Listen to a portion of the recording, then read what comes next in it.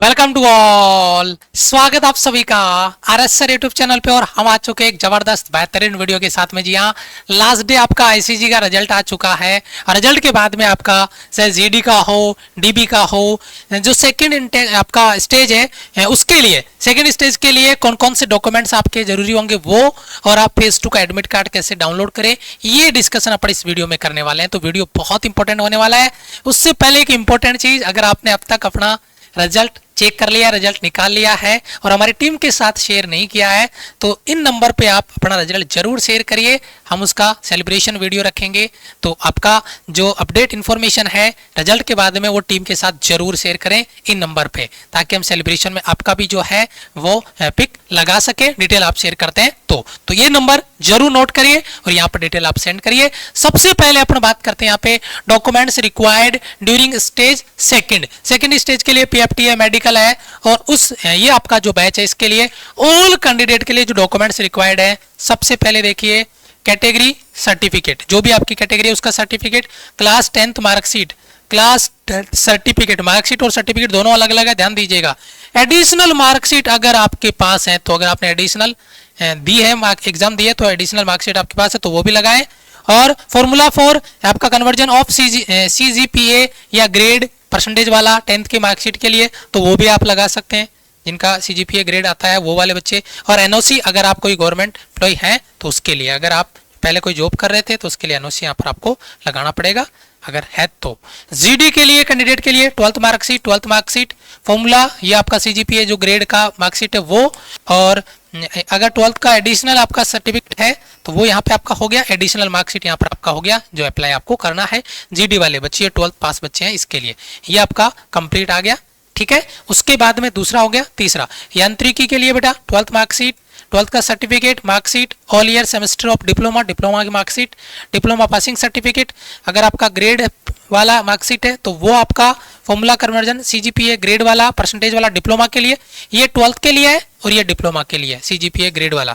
Additional marksheet class 12th या diploma अगर आपने दिया है तो यह यांत्रिकी के लिए हो जाएगा आपका। उसके बाद में देखिए यहाँ पर आपका जो फोटोग्राफ है, थंब इंप्रेशन है, सिग्नेचर इमेज है, वो जो आप अपलोड करोगे वो 10 से 100 KB की होनी चाहिए। आपको स्पेसिमेन कॉपियां अगर देखनी है फोटोग्राफ की तो मैं अभी आगे दिखा दूंगा आपको। साइज डॉक्यूमेंट्स की वो 50 KB से 150 KB के बीच में होनी चाहिए, इसकी डिटेल भी मैं अभी आपको देने वाला हूं। और ये जो डेट है डॉक्यूमेंट्स अपलोड की वो यहाँ पर आपको मेंशन कर दी गई है।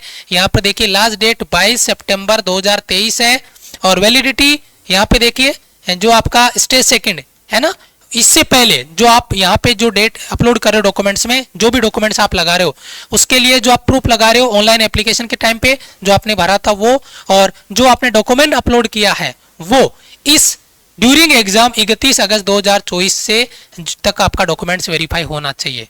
इससे पहले का डॉक्यूमेंट्स आपका नहीं होना चाहिए और इससे यहाँ तक वो वैलिड होना आपका चाहिए। ये बात आपको ध्यान में रखनी है। डॉक्यूमेंट्स बहुत पुराने हैं उनको अपडेट करो, है ना, जो भी आपके सर्टिफिकेट वगैरह है उनको। स्पेसिमेन कॉपी है फोटोग्राफ के लिए, ये आपका एक्सेप्ट है, इसको ओके किया जाएगा। ये एक्स्ट्रा ब्लर है, नहीं होगा यार, बहुत ज्यादा कुछ आ ही नहीं रहा, केवल चेहरा दिख रहा है, नहीं। यहाँ पे केप वगैरह लगा ली है, नहीं। ये उल्टा हो गया, बिल्कुल नहीं। ब्लर है, दिखाई नहीं दे रहा, बिल्कुल नहीं।